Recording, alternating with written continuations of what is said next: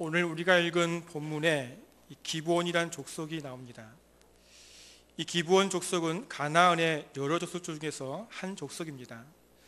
1절에 나오는 다른 이 가나안 땅의 족속들처럼 이스라엘의 행군에 긴장을 하고 있는 족속입니다. 이스라엘 백성들이 강대한 애굽에서 탈출하고 이 광야 40년이란 여러 어려움들을 극복하고 여리고와 아이 성을 넘어 자신의 땅으로 들어오는 모습을 통해서 두려움을 느낀 것입니다. 그런데 이러한 두려움 가운데 가나안 땅들의 왕들에게 한 가지 더 크고 놀라운 사건이 벌어지게 됩니다. 그것은 그래도 가나안 족속들 중에서 크고 힘 있는 이 기브온 족속이 이스라엘 앞에 무릎을 꿇고 화치를 맺어서 이스라엘의 종이 되어버린 것입니다. 이러한 상황 속에서 나머지 족속들이 예루살렘 왕을 중심으로 하나가 되어서 자신들을 배반한 이 기브온을 공격하게 된 것이죠. 성도님들, 기브온 족속은 2절에 나오듯이 가나안 땅에서 어느 정도 큰 민족이고 강한 힘도 가지고 있었습니다. 그러나 이스라엘이란 민족을 바라보면서 그 뒤에 역사하시는 하나님의 능력을 바라보았던 것입니다. 모든 역사를 움직이시는 하나님을 바라보고 이스라엘의 종이 되기를 작정하고 화친을 맺었던 것입니다. 아니, 하나님의 종이 되기를 원하였던 것입니다. 하나님은 이렇게 자신의 생명을 하나님께 맡길 때에 하나님은 기브온을 이스라엘 성전에서 제사장의 일을 돕는 놀라운 일을 맡겼던 것입니다. 부모님들, 이렇게 기브온이 하나님의 은혜로 이방 족속들 중에서 하나님을 따르기로 작정을 했지만 그들에게 찾아온 것은 다른 가나안의 연합군의 침략을 받게 된 것이죠. 아무리 그들의 세력이 크고 힘이 있더라도 자신들만의 힘으로는 감당하기는 너무나 컸던 것입니다. 어쩌면 연합 족속에게 패하여 이 기브온 족속이 사라질 수 있는 위기의 상황에 놓여 있는 것입니다. 이런 어려움 속에서 이들은 하나님을 바라보고 이스라엘에 급히 사람을 보내어서 자신들의 어려운 형편들을 얘기하게 됩니다. 부모님들, 우리는 여기서 여호수아의 모습을 생각해 보게 됩니다. 물론 여호수아가 자신의 입장에서는 이 기브온에 속아서 그들과 동맹을 맺었습니다. 바로 앞에 살고 있는 기브온이 일부러 이스라엘 백성들을 속이기 위해서 이 낡은 옷과 또 마르고 곰팡이 피인 떡을 가지고 와서 아무런 의심 없이 화친을 맺었던 것이죠. 이 사실을 알게 되었을 때는 이미 하나님의 이름으로 맹세를 하였기에 그들을 죽일 수도 없었던 것입니다. 그래서 성전에서 물을 빚고 땔감을 구하는 그런 종으로 삼아버렸던 것이죠. 그런데 다른 가나안 땅의 동맹국으로부터 공격을 받고 있으니 자신들을 도와달라는 요청이 이들에게 온 것입니다. 성도님들, 이러한 상황 속에서 선뜻 군사들을 보내줄 수 있겠습니까? 자신을 속인 자들인데 말입니다. 그것도 가나안의 여러 동맹군들과 싸움을 한다는 것은 어쩌면 이스라엘에 큰 피해를 줄 수 있는데 말입니다. 그런데 여호수아는 자신들이 하나님 앞에서 맹세한 맹세를 지켰다는 것입니다. 상황이 어떻게 되었든지 기브온 족속들도 하나님 백성들 사이에 들어오게 되었던 것이죠.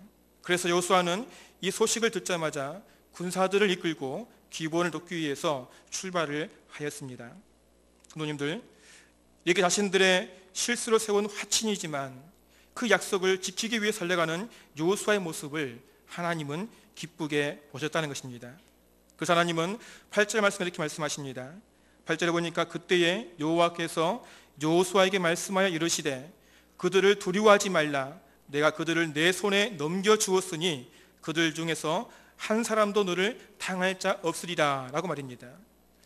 오늘 성경의 기브온을 침략한 이 가나안 땅 연합군을 아모리 족속이라고 말하는데 이 아모리 족속과의 전쟁이 어쩌면 치열한 전투가 될지도 모르는 상황에서 하나님은 자신의 약속을 지키며 달려가는 여호수아에게 두려워하지 말라고 말씀하신 것입니다.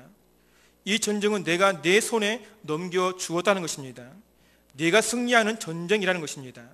성도님들, 우리 또한 이 세상 속에서 믿음의 사람으로 살아갈 때에 내가 손해를 본다 할지라도 하나님을 바라보고 말씀 가운데 살아가면 하나님은 그 모습을 통해서 승리하도록 우리의 길을 열어주실 줄 믿습니다. 아무리 어렵고 불리한 상황이라도 세상 사람들과 똑같이 행동하는 자들이 아닌 하나님 말씀을 생명처럼 여기고 나가면 하나님은 우리의 중심을 기쁘게 보시고 우리의 막힌 것들을 훤하게 열어주시는 하나님이신 줄로 믿습니다. 여호수아는 하나님께 정말 힘있는 말씀을 들었습니다. 승리는 내 것이다라는 것이죠. 이 싸움은 이미 결정난 것입니다. 그러면 여호수아는 백성들을 끌고 전진해 나가는데 위험한 밤보다는 밝은 낮에 움직여도 될 것입니다.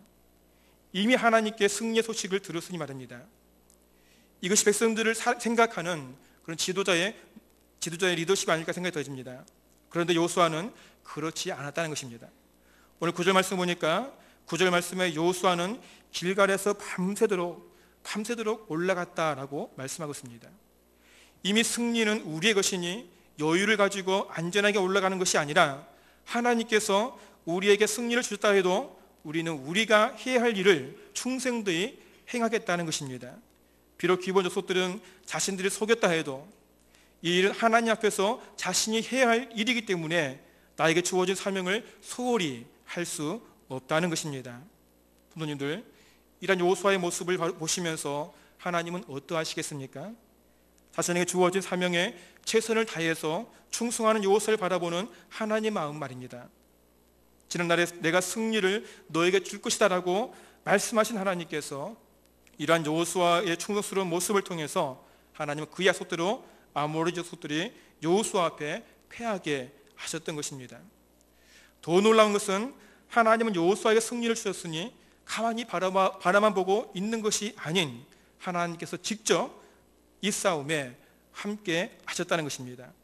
11절 중반에 보니까 여호와께서 하늘에서 큰 우박 덩이를 내리심에 그들이 죽었으니 이스라엘 손에 칼에 죽은 자보다 우박에 죽은 자가 더 많았더라 라고 말씀하십니다.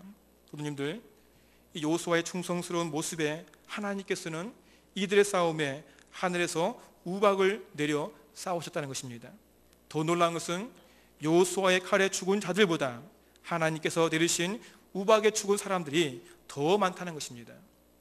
성경은 이 모습을 이렇게 말씀하십니다. 14절 말씀에서 여호와께서 이스라엘을 위하여 싸우셨습니다 라고 말합니다. 하나님께서 이스라엘을 위해서 싸우셨다라는 것입니다. 하나님의 충성스러운 백성이 자신에게 주어진 일에 최선을 다하여 충성할 때에 하나님께서 직접 자신의 백성들을 위해서 싸우셨다라는 것입니다. 더 놀라운 일은 바로 이 사건입니다. 12절에서 여호수아가 이스라엘 백성 앞에서 이렇게 외치는 것입니다. 태양아 너는 기본 위에 머무르라. 달아 너도 아얄론 골짜기에서 그리할지어다. 누님들, 이것이 무슨 말인 줄 이해가 가십니까? 사람이 해와 달에게 명령을 내리는 것입니다. 태양아 기본 위에 머무르라. 달아 아얄론 골짜기에서 머물러라. 이것은 도저히 상상할 수 없는 일이라는 것입니다. 어떻게 피조물인 인간이 자연을 향해서 명령할 수 있냐는 것입니다. 그런데 여호수아는 자신의 약속을 지키며 하나님께 살아가신 승리를 완성하기 위해서 넘어가는 해가 조금만 더 있으면 이 전쟁이 끝나겠다는 믿음의 확신을 가지고 믿음으로 선포하였던 것입니다. 자신의 능력을 과시하기 위함이 아니라 하나님께서 허락하신 승리를 마무리하기 위해서 간절한 마음으로 외쳤던 것입니다. 12절 한 번 더 보시기 바랍니다. 여호와께서 아모리 사람을 이스라엘 자손에게 넘겨주시던 날에 여호수아가 여호와께 아뢰어 이스라엘의 목전에서 이르되라고 말하고 있습니다. 하나님께서 자신들에게 주신 승리를 쟁취하기 위해서 하나님께 아뢰었다는 것입니다. 아뢰었다는 것은 기도하는 마음으로 선포하였다는 것입니다. 여호수아가 믿음으로 선포할 때에 하나님께서 들으시고 태양과 달을 기브온과 아얄론 골짜기에서 싸움에 승리할 때까지 멈춰 세웠다는 것입니다. 도도님들, 하나님께서 사랑하는 백성들이 하나님의 일을 위해서 믿음으로 선포할 때에 응답해 주실 줄로 믿으시기 바랍니다. 마태복음 17장 20절에서 너에게 믿음이 겨자씨 하나만큼만 있으면 이 산을 명해서 저리로 옮기라고 말씀하셨습니다. 여호수아는 하나님께서 자신의 주신 말씀에 확신을 가졌던 것입니다. 그들을 두려워하지 말라, 내가 그들을 내 손에 넘겨주었다는 말씀에 확신을 가지고 외쳤던 것입니다. 우리의 주인이시고 전쟁에 죽어다신 하나님 앞에서 승리를 주시기로 약속하신 그 말씀, 약속의 말씀을 믿고 외칠 때에 하나님은 태양과 달을 멈추는 역사가 일어나게 된 것입니다. 부모님들, 모세가 홍해 바다를 어떻게 갈랐습니까? 물론 하나님께서 모세에게 명령을 내리셔서 바다를 향해 지팡이를 가르키라 내밀으라 말씀하실 때에 갈라졌습니다. 그러나 모세의 말에 하나님께서 이러한 능력들을 행하셨던 것입니다. 출애굽기 14장 13절 말씀에서 너희는 두려워하지 말라, 가만히 있어서 여호와께서 오늘 너희를 위해서 행하시는 구원을 보라. 너희가 오늘 본 애굽 사람을 영원히 다시 보지 못하리라. 여호와께서 너희를 위하여 싸우시리니 너희는 가만히 있을지어다. 애굽에서 백성들을 이끌어내신 하나님께서 그들과 함께 하시고 가나안 땅을 약속하신 하나님 약속을 믿고 믿음으로 외치며 선포할 때에 하나님께서 모세의 지팡이를 통해서 홍해를 가르시고 모세의 선포대로 다시는 애굽의 군대를 볼 수 없도록 홍해 바다에 수장시켜 버리셨던 것입니다. 성도님들, 여호수아를 위해 싸우신 하나님은 지금도 우리를 위해서 싸우시는 하나님이십니다. 모세를 위해 싸우시는 하나님은 지금도 우리를 위해서 싸우시는 하나님이신 줄로 믿으시기 바랍니다. 중요한 것은 우리의 삶이 여호수아처럼 모세처럼 하나님을 향하여 있냐는 것입니다. 여호수아처럼 하나님 백성으로서 작은 일에 충성하고 순종하는 삶을 살고 있냐는 것입니다. 만약 우리의 삶이 하나님을 위한 삶이 아닌 나를 위한 삶이 되었다면 우리는 승리자의 삶을 살 수 없고 패배자의 삶을 살 수밖에 없다는 것입니다. 지나간 2012년을 돌아볼 때 어떻습니까? 성도님들의 삶이 승리의 삶이었습니까?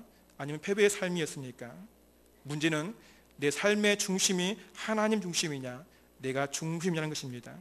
교회의 일도, 우리의 가정의 일도, 또 학교의 일도, 또 직장의 일도, 우리 삶의 터전 속의 모든 일이 우리는 하나님의 자녀이고 하나님 백성으로서 삶을 살아갈 때에 하나님 우리에게 약속하신 승리를 우리를 통해서 이루어 주시는 것입니다. 또한 믿음으로 선포하는 모든 것들을 하나님께서 이루어 주시는 것입니다. 다가오는 새해에는 더욱더 힘차게 주님 안에서 하나님 말씀 중심으로 살아감으로 성도님들의 모든 것들이 하나님 은혜 가운데에서 승리하는 삶이 되시기를 간절히 소원합니다.